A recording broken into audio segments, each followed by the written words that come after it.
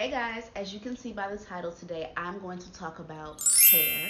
I have not done a hair video in a minute, but I did want to come on here and discuss it a little bit because I have been getting questions from people that I know about length retention and why their hair isn't growing. So I just figured I'd make a video. So first things first, what I want to say is your hair is always growing, like literally constantly. If you are breathing, your hair is growing. So it's not a matter of your hair isn't growing, it's just that you're not retaining length.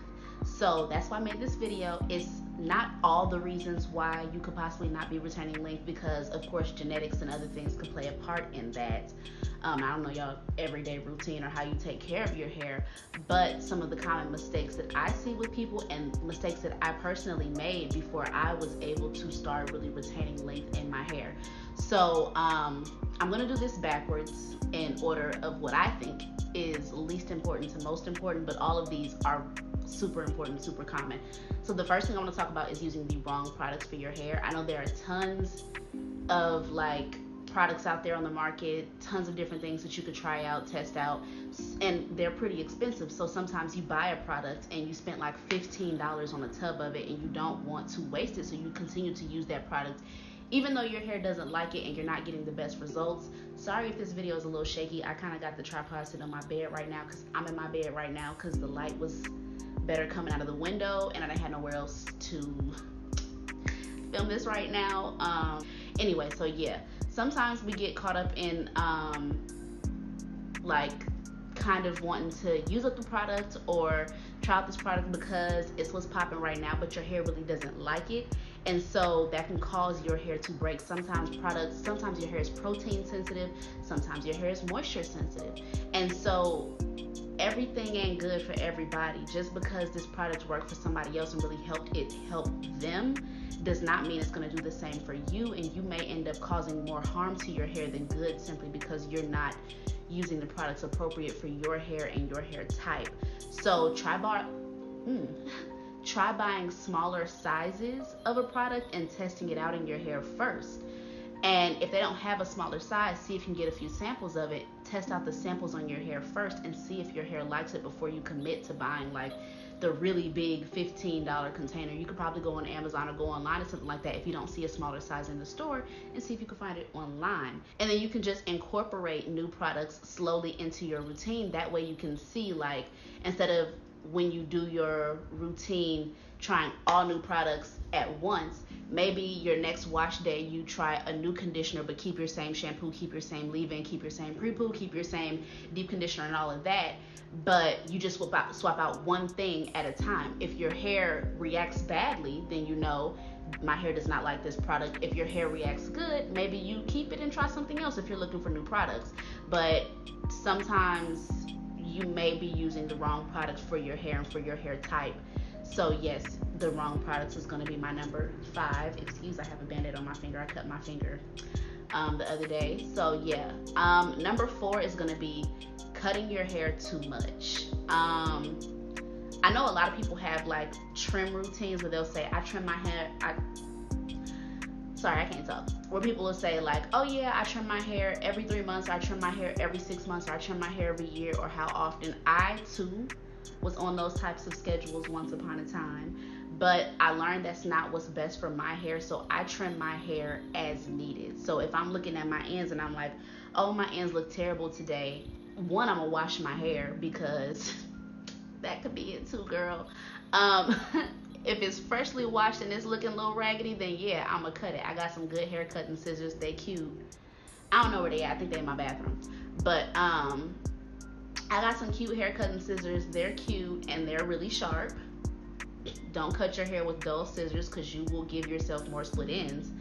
But make sure that you are not over cutting your hair.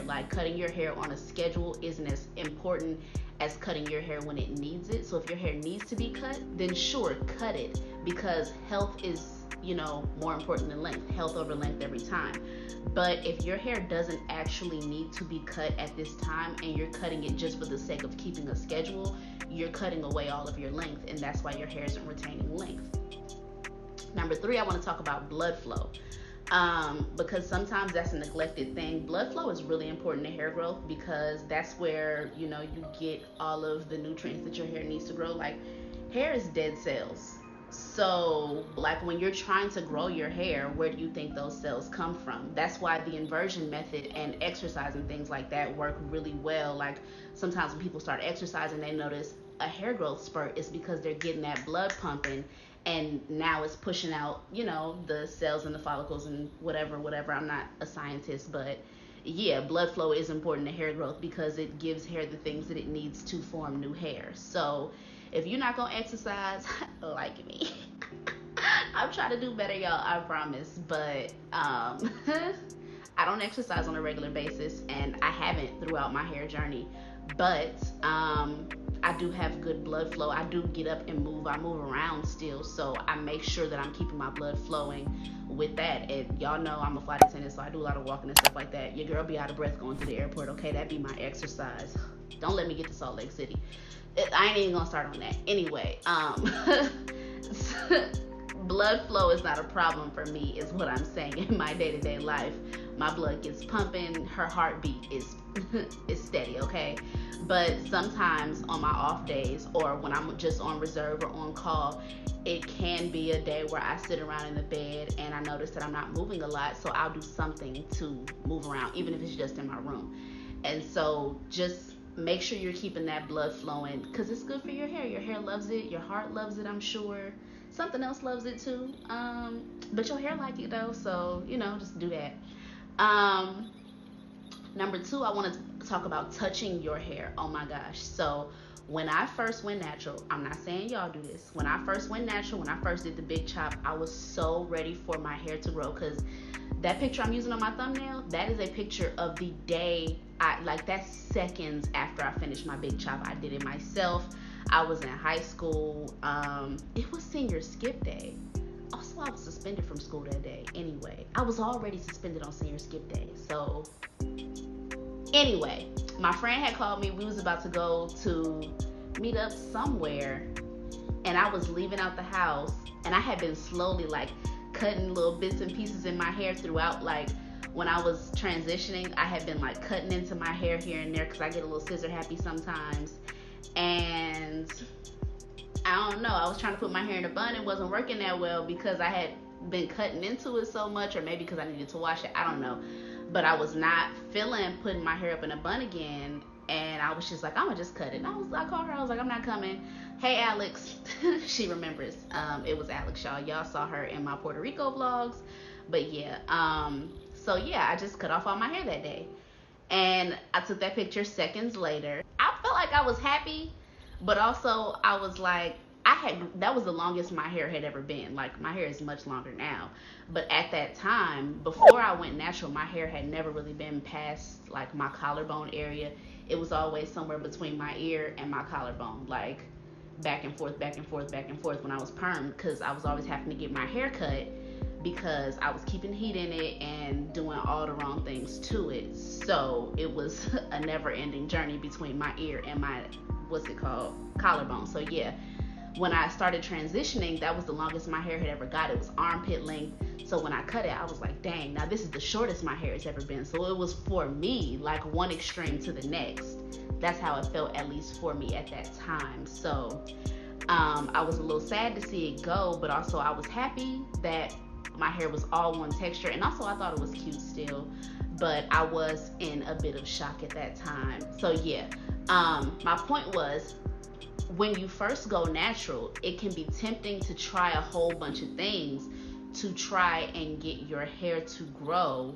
I did also try a bunch of, like, you know those videos that people make when they're like, oh, hey, I did this and my hair grew an inch overnight, or my hair grew 7 inches in 3 days, or whatever crazy mess people be talking about. People really be on the internet, and sometimes those videos are true. They've never worked for me personally. I've tried them all. I tried inversion method. I don't really think that worked for me. I didn't see any results, but also I was very inconsistent, because consistency is not my thing, as y'all have seen. I'm working on it. I'm trying to be better, but you know, I'm still me. So yeah, the inversion method never worked for me. I did that thing where they had the inch of hair growth overnight. I mean, I got a good protein treatment out of it, I guess, but I did not see an inch. I didn't see any hair growth overnight from that. Those things have never worked for me. And what I felt like was happening was I was doing a whole lot of playing in my hair and touching my hair and a whole lot of different extreme things to my hair back to back to back to back. And guess what? It was breaking. So sometimes, yes, those videos are helpful, and yes, if you space them out and it's like, oh, well, every once in a while I'll try it, because worst case scenario, if it doesn't work, then I just gave my hair a good protein treatment or a good deep conditioning or whatever, cool. But if you're doing those things in the secret Indian hair remedy videos that they be having on the internet and stuff like that, if you're doing those like super consistently, one thing that can happen is if you play in your hair too much regardless, your hair will start to break. So that'll wear on your hair and make it weaker, and even if it doesn't break right then, it's weakening it so that it can break in the future. You see what I'm saying? So yeah, not touching my hair specifically, I can't speak for y'all and say how your hair works, but in my experience, touching my hair as little as possible is what keeps it healthy and strong, so that it does not break, so that I retain more of my length, so that when I do have to go in for these cuts when I need them, I don't go from feeling like I got inches to feeling like I'm bald headed in 2 minutes because I done wore down my ends and made them broken and put a bunch of single strand knots in my hair. I mean, I get single strand knots regardless. Everybody, well, I can't say everybody does. I get single strand knots regardless, but I feel like I get more of them when I play in my hair more. So when I do go to do these cuts or search and destroy or something like that, I'm not getting as many single strand knots, and I'm not getting as many split ends and things like that, because touching your hair, rubbing your hair, having your hair rub on things does create those problems. It does create the split ends and the single strand knots, and it does create weakness in your hair. So touch it less. And my last and final number one thing that I feel like I see a lot when like trying to retain length is water. You do need your water if you want your hair to be healthy. You need your water inside and out. Water is very important. You need to drink your water. I would be drinking water right now if I wasn't doing this video and if my water wasn't sitting on my dresser out of my reach. Water is like super important. You need water on the inside of your body. You need to drink a lot of water. Make sure you're drinking a lot of water, but also put water on your hair. Like, your hair is thirsty too. You need water on your hair every day, like literally every day. Like, even if it's not a bunch, you could just put some water in a spray bottle, spritz real quick. You don't have to drench your hair. You don't have to make your hair damp. You don't have to wet it completely, but your hair should not be bone dry like every single day, unless like if I'm wearing my hair straight, I'm not gonna like, I'll do like a spritz or two. I'm not gonna go as crazy as I would if my hair was wet, but also I don't wear my hair straight often because I like to give my hair water every day. I do not like dry hair. I do not like my hair dry, because dry hair just means weak hair. It means breakage. It means brittleness. It means your hair is not gonna like retain the length. And that's not to say you wear your hair straight for a few weeks and all of a sudden you're gonna lose all your length. No, but what I can say is that when I do wear my hair straight, which I tend not to do that often, I do see more breakage. Like, my hair I don't get a lot of breakage when my hair is in its natural state, and I don't know if that's because I'm doing something wrong when I'm maintaining straight hair, but like, I don't have a bunch of shed hair everywhere. But when I wear my hair straight, I notice that when I'm like combing my hair, I'll notice like on my shirt, I'll have like these little bitty like hair pieces, like little bitty hair strands. And it's not shed hair, because shed hair is like gonna be a whole strand. It comes out from the root. The little ones are broken pieces. They're breakage. So when you wear your hair straight and you're combing your hair and you're noticing like these little bitty pieces, your hair needs some moisture. Also probably a trim. Your hair needs water regardless. Make sure you're drinking your water. Make sure you're giving your hair water. She gets thirsty too. Like I said, these aren't all the reasons that you could possibly be having length retention issues. there are a ton of reasons that could be happening. You could talk to like someone with a license, because I do not have one.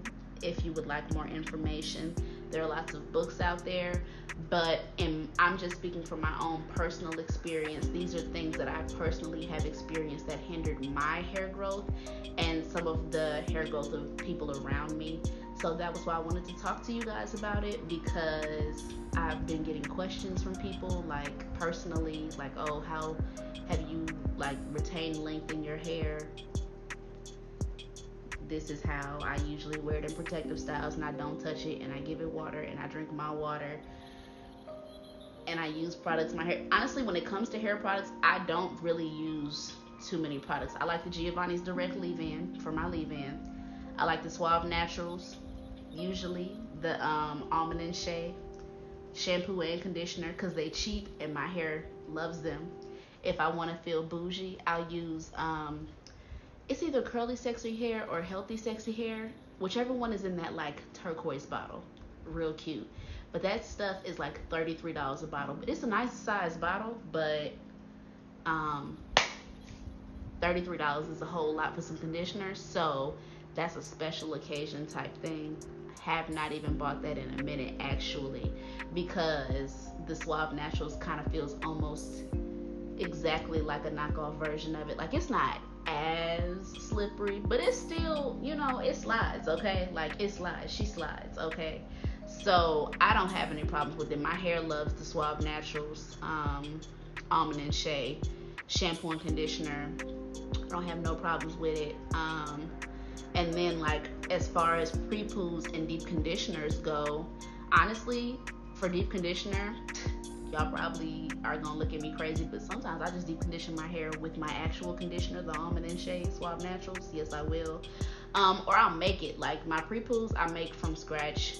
And deep conditioners, if I'm not just leaving the conditioner that I already had in my hair, then I'll just make it myself. Like, deep conditioner is super easy to make. You can use almost anything that's thick and creamy. Like, I won't say that, don't do that. Like Greek yogurt and oil, maybe an egg, some honey. There you go, deep conditioner. Like, it's not really hard to make deep conditioner. Or you could take actual conditioner, add some oil, some Greek yogurt, maybe an egg, some honey.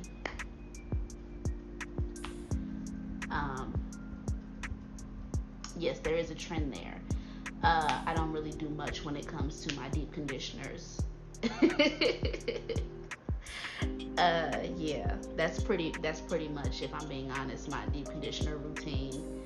It's either my actual conditioner or like some Greek yogurt, maybe an egg, some oil, and some honey.